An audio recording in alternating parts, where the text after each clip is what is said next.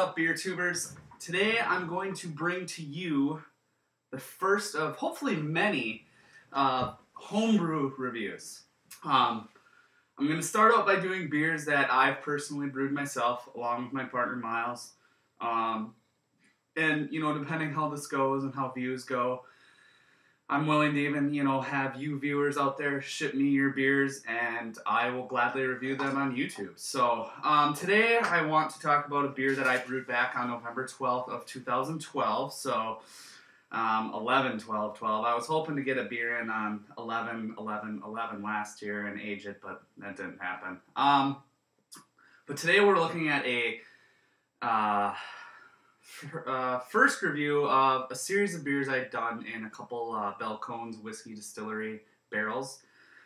We purchased the barrel off of homebrewing.org. It's a homebrewing store up in Michigan, and you know, the barrel arrived safe and sound, and couldn't be happier. No leaks. It's just a great value for, you know, $89 plus shipping, but it wasn't too much being here in Minneapolis. So this beer actually was the second beer I put in the barrel. The first beer I put in the barrel was a giant Russian Imperial Stout, in which was about 13.1% alcohol. I did rinse the barrel with some high-end bourbon just to make sure that it was sterile, if you will, and safe to use, and no particulates or bacteria were in there to infect my big beers. So again, this is a take on an English-style barley wine. It was a 5.5 gallon batch with a 90-minute boil. It was all grain with roughly 68% efficiency. The grain bill here for this beer was 26.4 pounds of Maris Otter premium malt, Fawcett Crystal wheat malt. I used 1.1 pounds of that, and Brice 2-row caramel 80 La Vivant, 1.1 pounds, and 0.2 pounds of 6-row chocolate dark. It's a pretty simple malt bill, and I've never brewed a barley wine, so this is back at Darkness Day to quick give you some inspiration for the beer. I had King Henry for I think the second time, and man, if you haven't had King Henry, get a King Henry. So I wasn't trying to recreate King Henry, although I did use some similar hops and malt bill, etc. But it was really, you know, my take on a beer. So hops, we used 2.2 ounces of Pilgrim at 60 minutes. We used U.S. Goldings instead of East Kent Goldings. 2.2 ounces at 30 minutes, and U.S. Goldings again at 10 minutes, 1.1 ounce. So without further ado, I'm going to try to get through the wax. We started wax sealing bottles. This is the only 12-ounce bottle we did. It's been in a bottle for about a week now, and it's actually carbonated, which is kind of scary. So I'm going to give it a shot here if you guys want to bear with me. I'm not entirely sure how this is going to go. This is my second barrel-aged beer, and I'm not even sure if this is actually ready to be opened. But we're going to do it because that's how we roll here. See, it makes you wonder with this wax sealing, is it even worth the headache that it causes? Because right here, I'm struggling to open this bottle, and it's not a difficult thing. The wax. So, bear with me, guys. I'm almost there. Not a hiss like I wanted to hear, but here's the pour.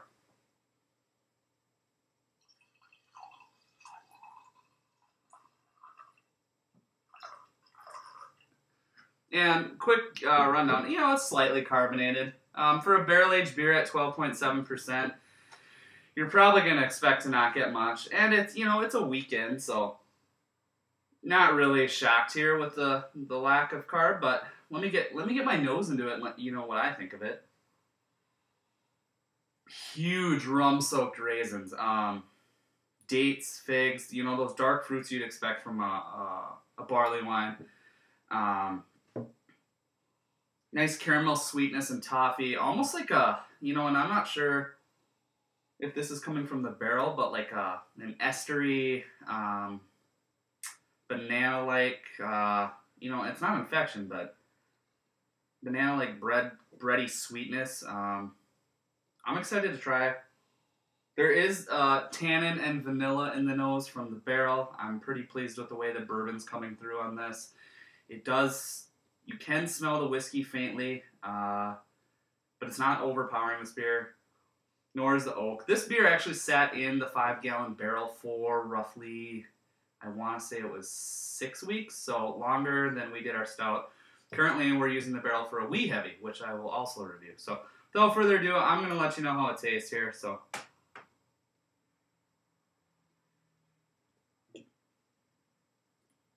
wow. For nearly 13% alcohol, and as young as this beer is, it's incredibly smooth. Right off the bat, I get that vanilla soaked brandy, raisins. There's a lot of barrel coming through here. Not a lot of oak and tannins, which I'm really happy with. You know, it's to me, it's really easy to overdo barrel aged beer.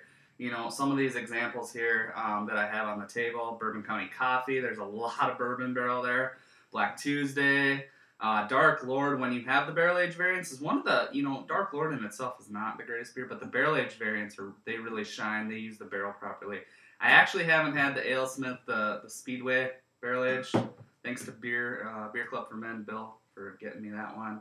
1414 from Central Waters, which is their last anniversary release, left their beer in barrels for 14 months, and they're actually releasing the same other half of the batch later this month at their anniversary party, and it's actually the same beer that sat in barrels for 26 months. So I'm really excited to see if they overuse the barrel, but you know, they do good stuff. So back to my beer.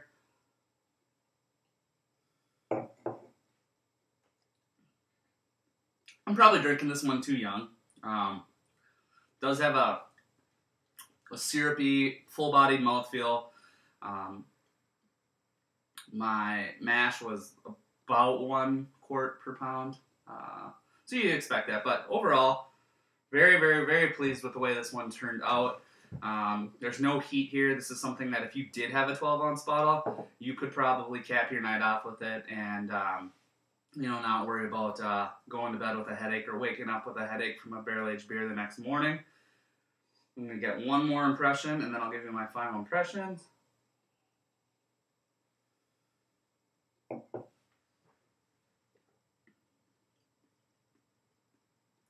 I think I did a really good job here. I'm not tooting my own horn.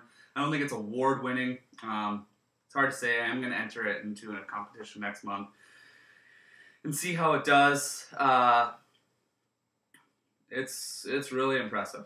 I think it does need more time to, you know, obviously carbonate. It's pretty much sitting here lackluster and uncarbonated, but as it is, it's drinking great. I'm excited to see how this one stands the test of time.